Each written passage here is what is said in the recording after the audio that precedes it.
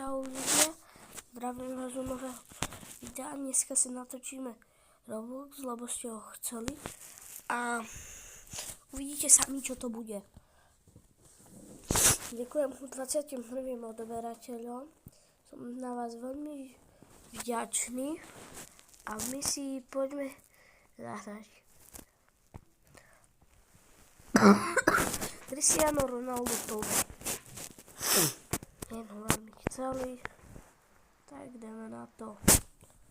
Už sa tam privítať.